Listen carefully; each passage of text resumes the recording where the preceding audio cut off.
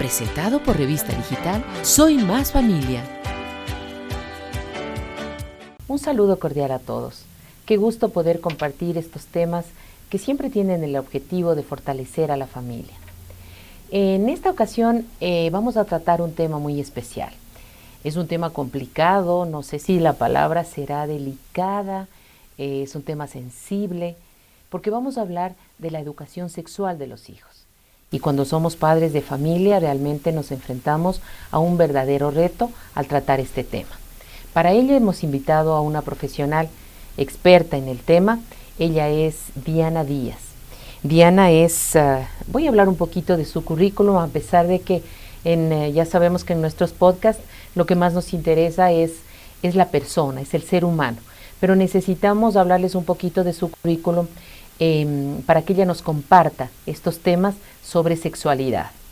Entonces, Diana es máster en asesoría familiar y gestión de programas para la familia. Tiene una licenciatura en orientación familiar. Ella es consultora familiar. Dentro de la academia, ella es docente de educación sexual integral y coordinadora académica del área sexual y afectiva. Nos encanta que Diana esté aquí. Diana, bienvenida. Es un gusto tenerte hoy con nosotros. Gracias, Ana Lucía. Un gusto para mí estar acá acompañando y suscitando esta conversación que espero que ayude a muchos padres y madres a encontrar respuestas a preguntas que quizás en el día a día nos encontramos ante preguntas de nuestros pequeños. Sí, claro que sí. Seguramente que así va a ser. Diana, yo quisiera preguntarte, ¿cuál es la importancia de hablar abiertamente con nuestros hijos sobre el tema de educación sexual?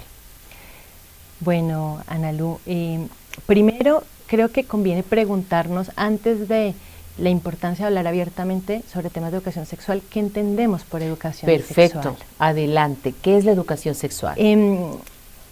Digamos, en el contexto conviven muchas perspectivas vinculadas con la educación sexual. Uh-huh. Si hacemos un recuento de lo que fue nuestra propia educación sexual, décadas atrás, sí tuvimos educación sexual, que muchos de nosotros no tuvimos de manera explícita y nombrada como tal, fue desde una perspectiva biologicista, es decir, que tenía en cuenta la dimensión biológica y se centraba en prevenir enfermedades de transmisión sexual, dar a conocer aparato reproductor femenino, masculino. Si es que hubo educación prevención sexual. De embarazo. Si es que hubo. En los tiempos, al menos en el mío, todavía no.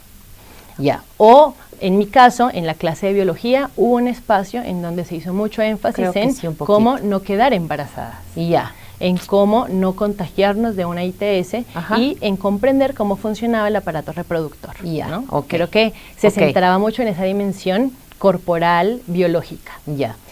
Hoy en día, cuando hablamos de educación sexual, conviene aclarar a qué nos referimos y también me parece importante que nuestros oyentes hoy conozcan desde el lugar en el que yo me paro como profesional del tema, uh-huh, para hablar de estas cuestiones. Uh-huh. Con el equipo con el que trabajamos, hemos descubierto en la perspectiva relacional la mejor respuesta a los desafíos actuales. Es decir, trabajamos la educación sexual con perspectiva relacional. ¿Esto qué quiere decir? Sí, te iba a decir, ¿qué significa eso de perspectiva relacional? Me imaginé. Sí, necesitamos estar clarísimos. ¿Qué quiere decir? Uh-huh.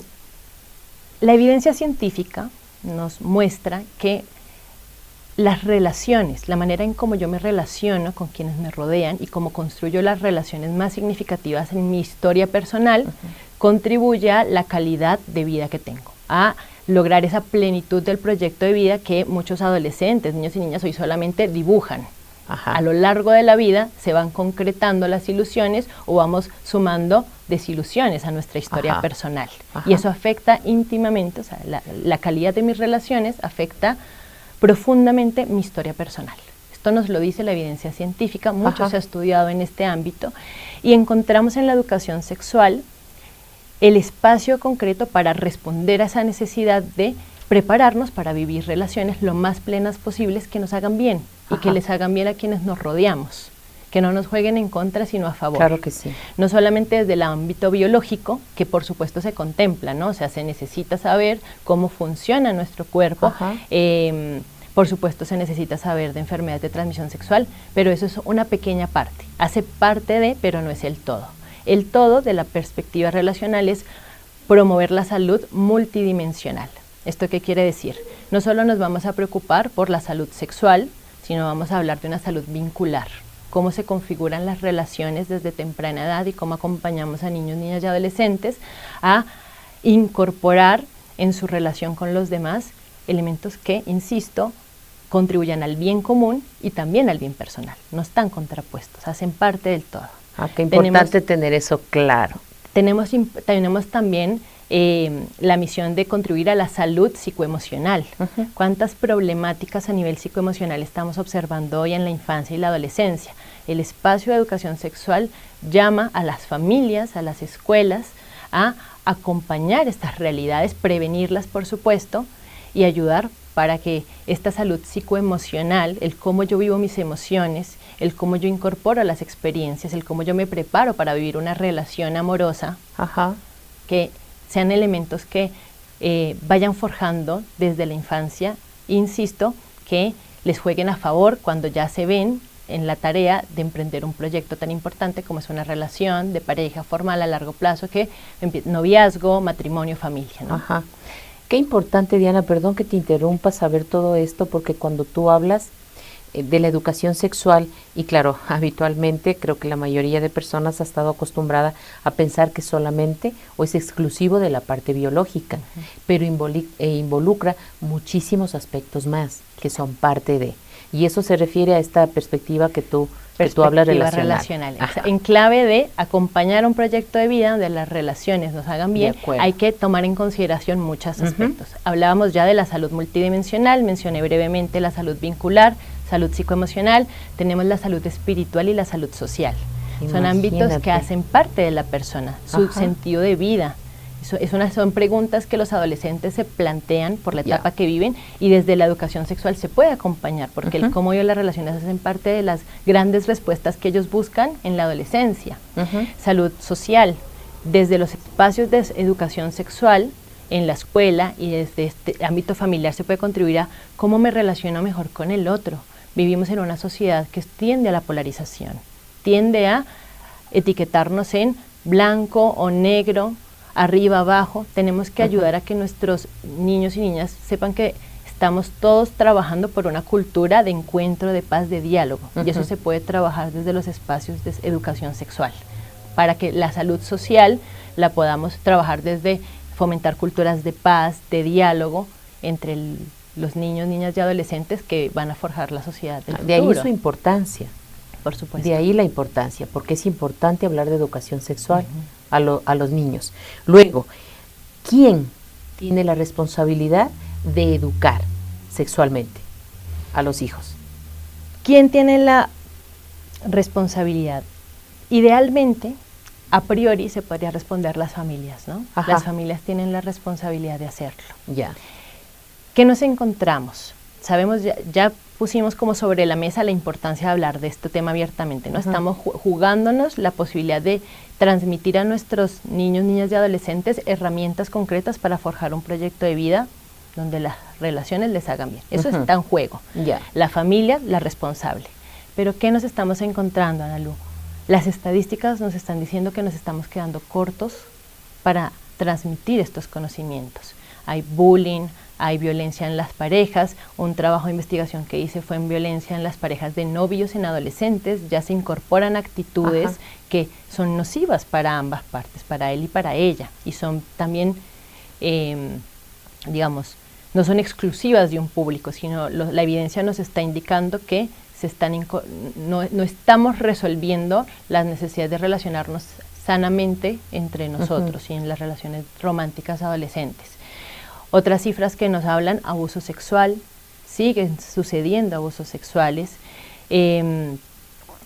la gestión emocional, tenemos niños, niñas y adolescentes desregulados emocionalmente. Todos estos temas que la realidad nos está exponiendo nos dice, bueno, necesitamos hacer un llamado a las familias para que asuman ese rol de hablar de estos temas y contemplar esta educación sexual, insisto, con esa mirada multidimensional, que no es solo prevenir embarazos, sino dar herramientas para vivir un proyecto en donde las relaciones, donde yo pueda vivir plenamente mis relaciones. Y eso implica muchas cosas. Implica gestión emocional, implica autoconocimiento, implica autoestima, implica capacidad de diálogo, Y bueno, la lista se hace larga. Sí es fundamental. Y todo esto, discúlpame. Sí es fundamental que empieza en casa, esa educación. Empieza en casa. Y para lo cual se supone que deberíamos estar los padres preparados. Deberíamos aprender y educarnos para educar luego a ellos. Exactamente. Entonces, se requiere como que la familia se capacite. Y antes de capacitarse, yo creo que es la conciencia de la importancia del tema, porque si uno es consciente de la importancia del tema, busca recursos para poder llevar estas herramientas a los hijos, porque todos queremos lo mejor para nuestros hijos. Eso me parece que es irrefutable. Eso es irrefutable. Hacemos lo mejor que podemos como padres. Entonces, la cuestión es, bueno, dentro de lo mejor que podemos, concientizarnos de la importancia de darle herramientas a mis hijos para que puedan dibujar ese proyecto de vida y hacerlo realidad, porque no es solamente dibujarlo, pensarlo, sino tener las capacidades para hacerlo. Yo en la consultoría familiar me doy cuenta de muchas parejas que llegan con dificultades en la comunicación, dificultades en el diálogo, inseguridades, todas cuestiones que se fueron arraigando poco a poco en su historia personal. Qué bueno que nosotros podamos como familias llegar antes para que nuestros hijos e hijas puedan realmente, si quieren entablar un proyecto de pareja, tengan elementos para hacerlo.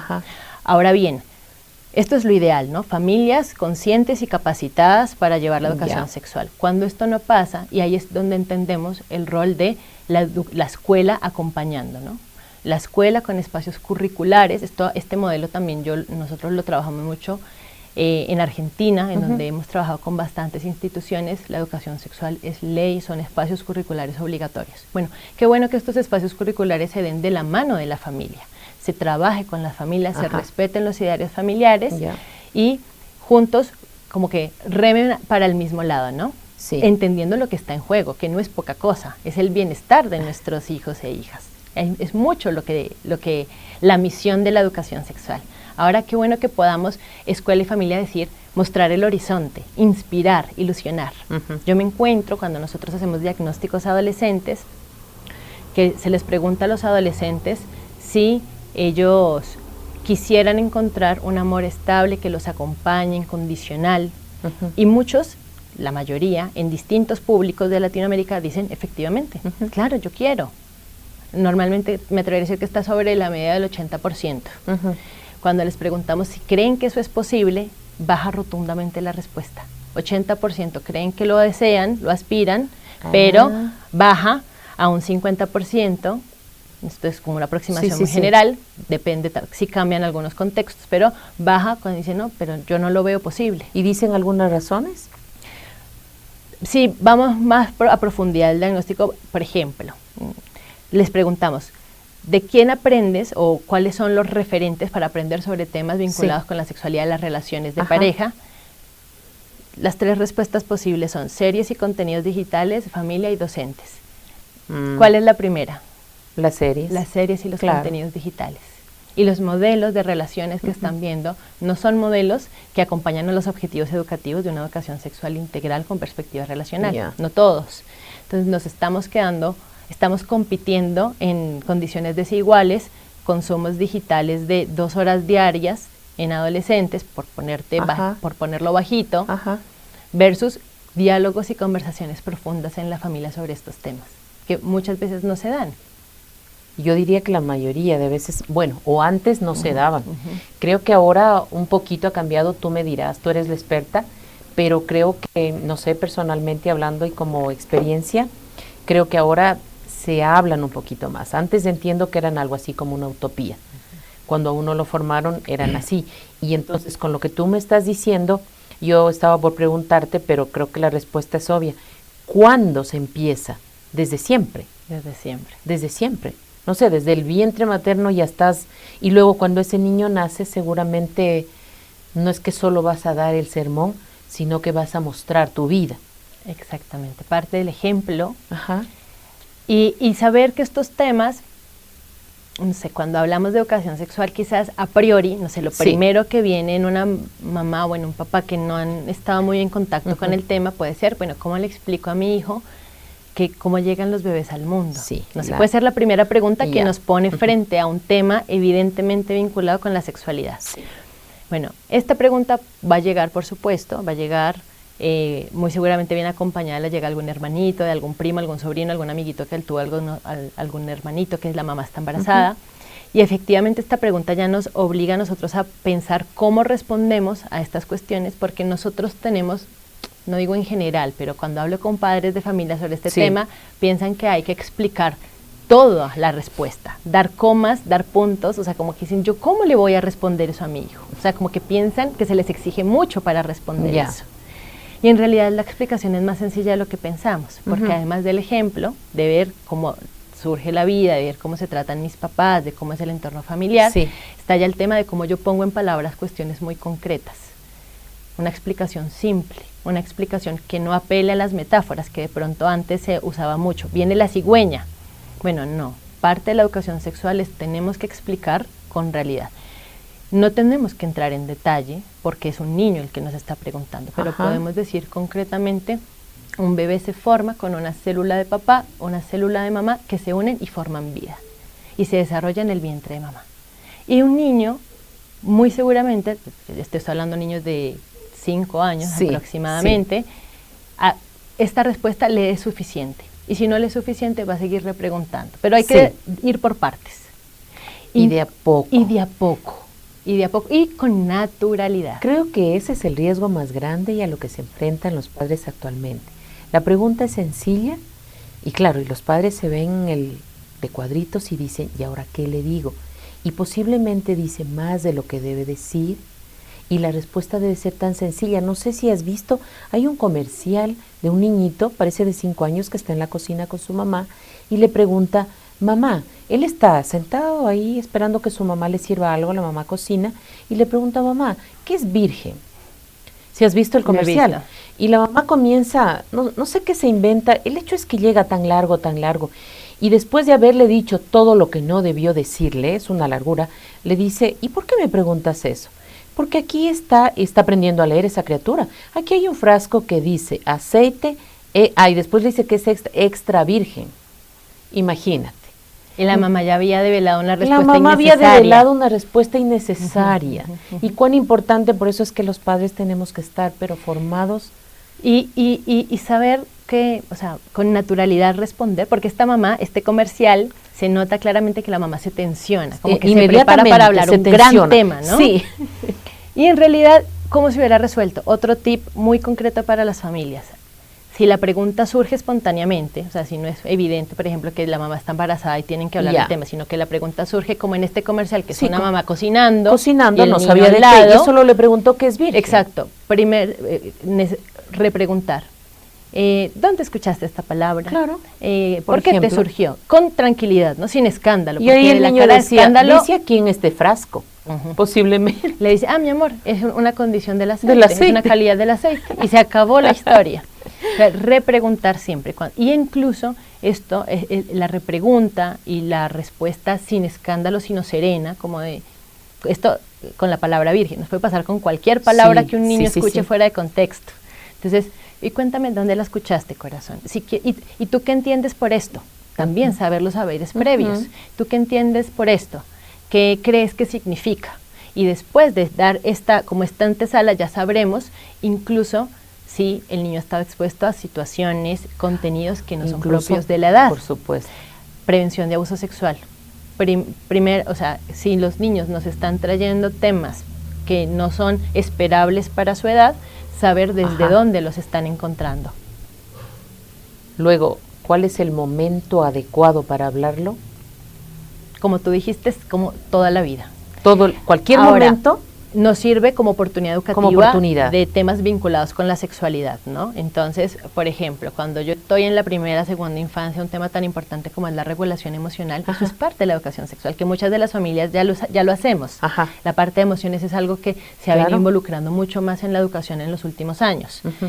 Cuando nosotros hablamos de saber esperar, de la frustración, de, bueno, lo quieres ya, pero hay que esperar, de saber cuidar sus partes íntimas, reconocer su cuerpo, nombrar su cuerpo. Son elementos que desde la infancia ya los vamos trabajando, autoestima, seguridad, todas estas cuestiones contribuyen, o sea, son educación sexual. Ahora, cuando nosotros hablamos de espacios formales de educación sexual integral en las escuelas, nosotros trabajamos proyectos de educación institucional en materia de sexualidad integral. Entonces hacemos un proyecto y trabajamos una currícula donde se pone como temas concretos que se tienen que desarrollar, objetivos por lograr en cada nivel. ¿Por qué te cuento esto? Que parece un poquito fuera de tema, pero tiene que ver. Sí. Cuando yo veo esta currícula y los temas que son múltiples, yo me imagino una escalera en espiral y no una escalera lineal que sube. ¿En qué sentido? La educación sexual no es algo, veo autoestima, veo emociones, check y sigo al siguiente tema. No es como suma, resta, división, que son lineales, uno aumenta y va seguido del otro. No. Si yo hablo de emociones en jardín de infantes, en preescolar, yo tengo que volver al tema en primaria, tengo que volver al tema cuando van creciendo y profundizar más. Tengo que volver al tema en la preadolescencia, cuando tienen también un desborde de emociones propio de la condición que están atravesando, de la etapa que están atravesando, vuelvo a la adolescencia sobre el tema. Entonces son mismos temas que se van profundizando a medida que el niño o la niña va creciendo y necesita respuestas más profundas, necesita análisis también, porque ya vamos a dejar de explicar para motivar el análisis, que es lo que deberíamos lograr en los adolescentes. Y con lo que dices me surge algo. Los niños, los más chiquitos, hacen preguntas de un tipo, ¿no es cierto? Los más chiquitos. Pero conforme van avanzando en su edad y van haciéndose más grandecitos o van avanzando a la, no sé, la pubertad, ¿se limitan ya de hacer esas preguntas? ¿Hay esa experiencia? Sí, y va a depender mucho de cómo abordamos las preguntas, los padres en la infancia. Es diferente, por ejemplo, volviendo a la situación que mencionaste, la reacción de una mamá cuando le preguntan qué es virgen, si la mamá pregunta con serenidad, da la respuesta, después estamos viendo una película y, mira, ¿qué te parece que hizo él con su amiguito? ¿Qué piensas tú de eso? Estamos hablando en clave de pensar las relaciones y la calidad de las relaciones.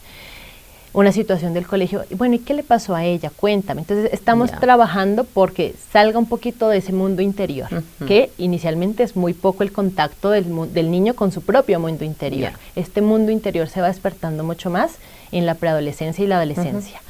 Si yo he incorporado más conversaciones sobre temas de relaciones, de vínculos, de amistad, de cómo me siento yo, de si me siento seguro o segura de, ay, mira, tantos temas que en la cotidianidad pueden estar vinculados con esta multidimensionalidad de la educación sexual. Si yo como familia me ejercito a hablar de estos temas en la mesa familiar, en la infancia, cuando yo hable esto en la prepubertad, en la pubertad y en la adolescencia va a ser mucho más natural y los chicos van a estar más preparados en clave de si yo quiero exponerlo, lo voy a poder exponer a mi papá o a mi mamá porque encuentro una persona que lo acoge, que lo recibe, que está dispuesto a hablarlo, que no le va a parecer descabellado que yo le plantee una situación que tuve con un amigo o con una amiga o una inseguridad personal que tengo.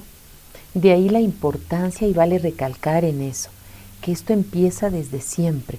Mientras más pronto se comience con este tema y a mostrar la naturalidad del tema, de tratarlo, es como van a ir desarrollando también los hijos, ¿verdad? Así es. Y aquí hay algo muy importante, Ana Luisa, es que yo digo, bueno, hay que trabajar en la comunicación y en el diálogo sobre temas vinculados a las relaciones, finalmente, a la educación sexual. Ahora bien, yo me encuentro con familias que directamente no hay diálogo profundo, de ningún tema. De ningún tema. Te quedas en, ¿cómo estás? Bien. ¿Cómo te fue? Bien. Se acabó. El clima. O sea, pues nos quedamos en un diálogo muy superficial. Y en la adolescencia se encuentra el papá o la mamá con un chico que no dice mucho y quieren saber qué está pasando porque está en una etapa de vulnerabilidad. Entonces empieza, ¿y con quién estuviste? ¿Y qué hiciste? ¿Y por qué te demoraste? ¿Y a qué horas vuelves? Ahí tenemos un gran problema porque lo que no construimos escalonadamente e instalamos como parte de nuestra cultura familiar, lo queremos construir en un momento de necesidad y de angustia, de cierta manera, por los peligros que supone la adolescencia. Entonces mi hijo ya me ve como el inspector. Llegó mi mamá, llegó mi papá a inspeccionar, no a interesarse por lo que me pasa. Nosotros tendríamos como padres, parte de la educación sexual es que nuestros hijos e hijas vean que nos interesa auténticamente su mundo, sus relaciones, su vida interior también, porque mucho parte de saber cómo van configurando su autoestima, la seguridad de ellos mismos en relación con los demás, cómo los ven los demás. Es una pregunta que los chiquitos van armando respuestas de acuerdo a las relaciones con su entorno. Qué bueno que nosotros podamos ir acompañando para ayudarles a matizar muchas veces. Y con eso también posiblemente minimizamos la influencia que pueda tener exterior o de sus mismos compañeros en la escuela. Si ya eso tienen en su casa y luego viene un compañero y dice alguna cosa, no sé, un disparate o algo que esté fuera de, y este niño ya ha venido con esa comunicación con sus padres en ese sentido, sabrá cómo tomarlo, direccionarlo, enfocarlo, lo que esté pasando acá. Claro, hace poco escuchaba una conferencia en donde un referente, un psicólogo decía, qué bueno que nosotros podamos estar muy atentos a la salida de la escuela, cómo están nuestros hijos, si están alegres, es aprovechar ese momento de salida de la escuela como un tesoro, porque es el momento en donde nosotros podemos ver también lo que están viviendo en sus relaciones fuera de casa, el eco que le están haciendo, sale contentos y ser más creativos en la manera de preguntar, porque si siempre preguntamos cómo te fue y nos quedamos con el bien, nos quedamos con muy poca posibilidad educativa, de material educativo, digamos. Mira, necesitamos creatividad. Entonces, ¿cuál fue tu mejor momento del día? ¿Cuál fue tu peor momento del día? ¿Con quién hablaste más hoy? ¿Cuál fue el juego que más te gustó? ¿Qué rol ocupaste en los juegos? Yo pienso en mi chiquito de 6 años que está mucho en el rol de juegos, pero así como cada etapa tiene sus necesidades, ¿no? Y lo triste es que cuando vas a recoger a los hijos de la escuela, entiendo que les pasa a muchos padres, a los padres que todavía tienen hijos pequeños, por ejemplo, mis compañeros de trabajo, que van a ver a sus niños y el apuro es porque tienen que irlos a recoger, traerlos de una vez, dejarlos en casa y después volver al trabajo o cumplir con aquello o con lo otro. Y ese espacio y ese tiempo que fuera perfecto para ese diálogo, pues se pierde. Y creo que esa es la causa de las cosas ya que vienen después. Claro, yo siempre digo que anticiparse, ¿no? También anticiparnos, pensar que el niño que tengo hoy, o el preadolescente, o incluso el adolescente, o sea, siempre estamos en clave de educación, de pensar el futuro de ellos. Bueno, ¿cómo puedo acompañarlos mejor? No esperar a que las alarmas nos salten, no esperar a que nos diga que está saliendo con amigos y quieren salir sin supervisión adulta. Y es que es prevención. Es prevención, es anticiparnos a decir, bueno, cuenta conmigo, generar diálogos y no dar por sentado que ellos saben todo también. Alguna vez una mamá decía, pero es que yo qué le voy a decir de sexualidad si mi hijo ya lo sabe más que yo por los contenidos, así me lo decía. Yo siento que si le traigo el tema voy a estar como fuera de contexto para él. ¿Qué tal? Y yo la entiendo en el sentido en que, claro, seguramente dejó pasar en el momento en que se dio cuenta que ya era un adolescente, como que dijo, ¿y ahora? La charla, porque además como históricamente pareciera que la sexualidad se educa en una charla importante en donde se habla de relaciones sexuales, de prevención de embarazo. No sé, este tema de la charla, hay que hablar, como, bueno, un poco desenterrar más que desenterrar, desterrar como esa manera de centrar todos los temas importantes en una charla, sino decir, esto lo tenemos que hablar escalonadamente. Y en cuanto escalonadamente, incorporarlo en nuestros diálogos familiares, con naturalidad y hacer mucha prevención. ¿Y prevención en qué sentido también? Por ejemplo, esta mamá me dice, no, pues que no lo hablé también porque yo tenía miedo de traer el tema antes de tiempo, que es el gran miedo de los papás, ¿no? Exacto. Como de pronto yo lo estoy incitando a algunas cuestiones y él todavía es muy chico, muy niño o muy niña. Entonces, ¿qué pasa? Primero, la prepubertad para nosotros es una oportunidad clave porque la biología ya nos está hablando de cambios en ellos, cambios en su cuerpo, pequeños cambios. Entonces empezar, mi amor, tu cuerpo va a tener cambios y empezar a decir, va a empezar la atracción también por el otro sexo y es normal. Y cuando y va a preguntar a los papás, ¿cuándo le vas a decir esto a tu hijo? ¿Cuándo? Temas depende del tema, ¿no? Por ejemplo, el que acabas de decir concreto, ahora, los cambios que, la prepubertad. Los cambios que va a sufrir, los cambios del cuerpo ya nos están hablando hasta traumático para unos niños. llegar antes que pase. Mira, van a empezar a suceder cambios en tu cuerpo. Es normal, es esperable. Quiere decir que poco a poco tu cuerpo se está preparando para tener la capacidad de reproducirse. Claro. Vas a ser papá o mamá algún día si tomas la decisión de serlo. Entonces, y los niños como que de pronto dirán, ay mamá, pero no le estoy diciendo nada, no le estoy anticipando información que no tenga que saber.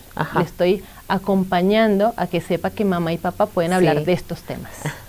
Que va a empezar a tener sensaciones en su cuerpo diferentes, que va a sentir un cuerpo diferente porque poco a poco va a ir cambiando. Todo eso ya nos está hablando de temas vinculados con la sexualidad y a desglosar esa gran conversación que se tiene que compartir en distintos diálogos. Como que se ha tenido pensado que, no sé, los padres como que cómo se aprende a ser madre y padre, se aprende siendo padres y madres en el día a día o lo que sea.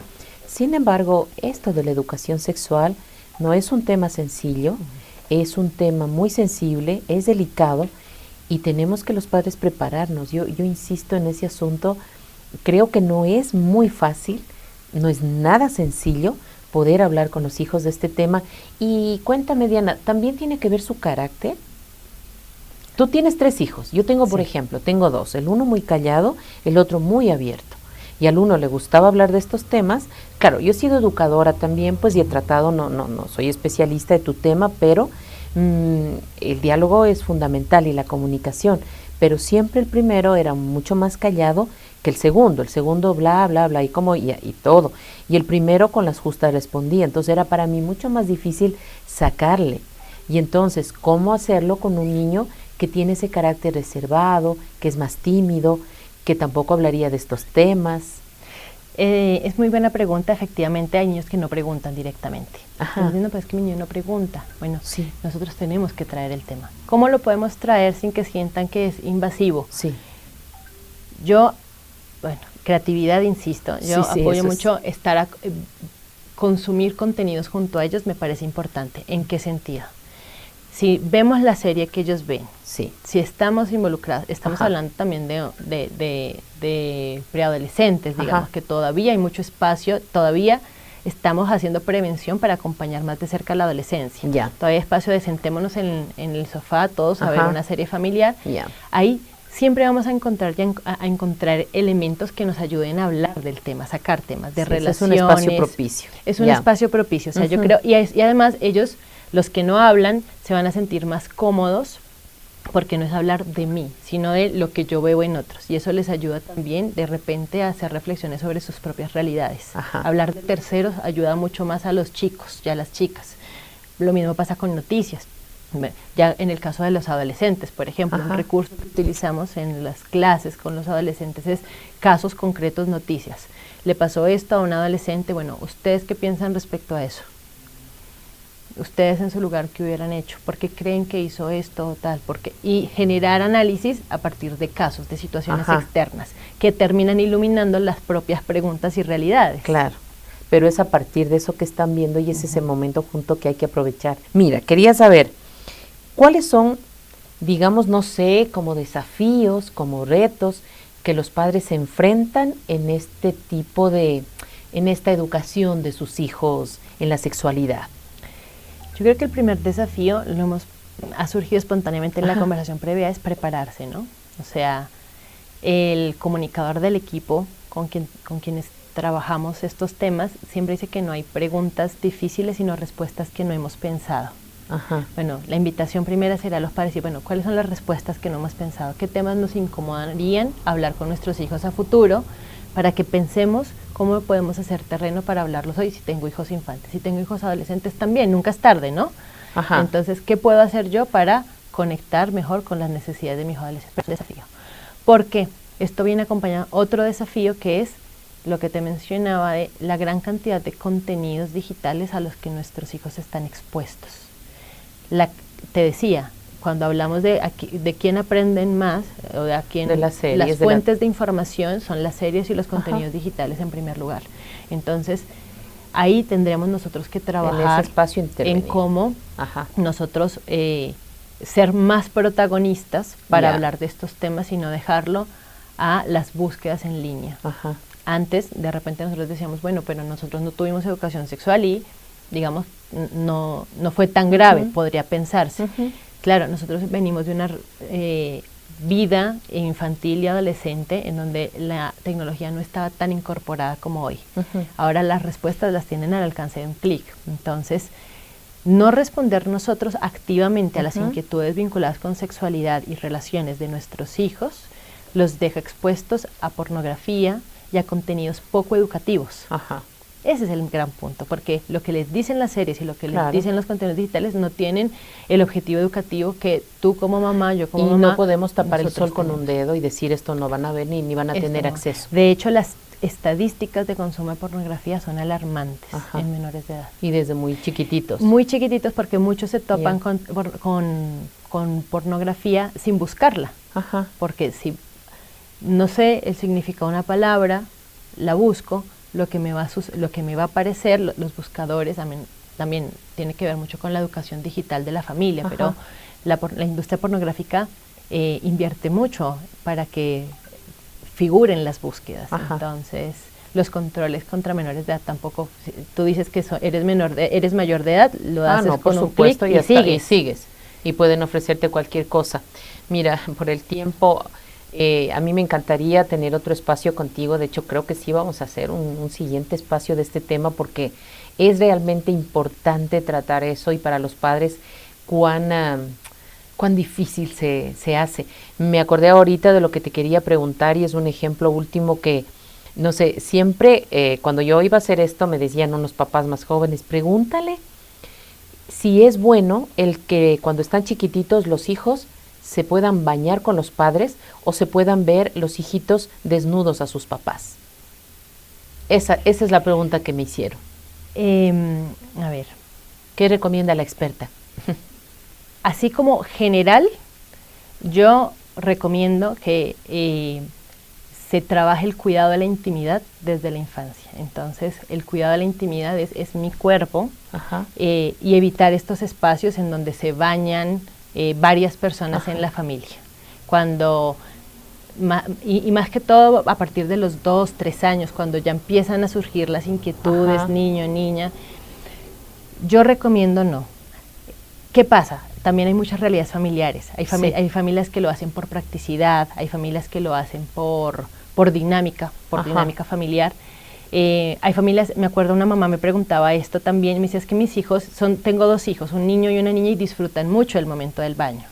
Yo le digo, y los baño juntos. Y los baña juntos, claro. Yo le digo, mira, está bien que no le quites el momento de juego, pero puede ser un momento de juego con traje de baño, o sea, que es como juego de agua, pero que también, paralelo, los ayudes a que sepan que es su momento, es su cuerpo, es su intimidad.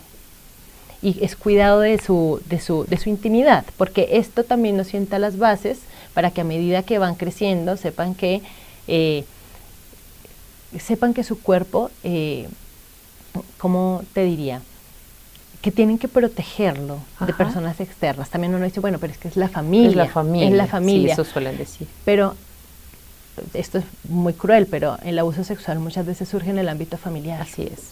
De padrastro a hija, o sea, entonces, manera de prevenir abuso sexual también es ese cuidado de la intimidad. Gracias, Diana, qué lindo todo lo que nos has contado. Qué genial conversar contigo, qué interesante. Estos temas, como te dije, y tú lo sabes, son muy delicados y muy sensibles de tratar. De repente ese tema del abuso en casa podría ser un tema interesante de tratar. Solo por el tiempo nos toca cortar ahora mismo esta entrevista. Muchísimas gracias, Diana, por estar acá. Gracias por compartir tus conocimientos, tu experiencia, las investigaciones que estás haciendo, en las que trabajas. Y de verdad eso le sirve a todas las familias. Nos sirve a todos como miembros de familia, a los que hemos sido hijos, a los que somos padres, a los que seremos abuelitos posiblemente en poco. Te agradecemos muchísimo por estar acá. Muchas gracias, Diana. Y gracias a toda la audiencia. Queremos que nos acompañen en nuestro nuevo podcast, en otro espacio que igual lo haremos con ustedes, lo haremos para ustedes con muchísimo cariño. No se olviden de seguirnos en nuestras redes sociales, en Facebook, en Instagram, en Twitter, revista Soy Más Familia. Presentado por Revista Digital Soy Más Familia.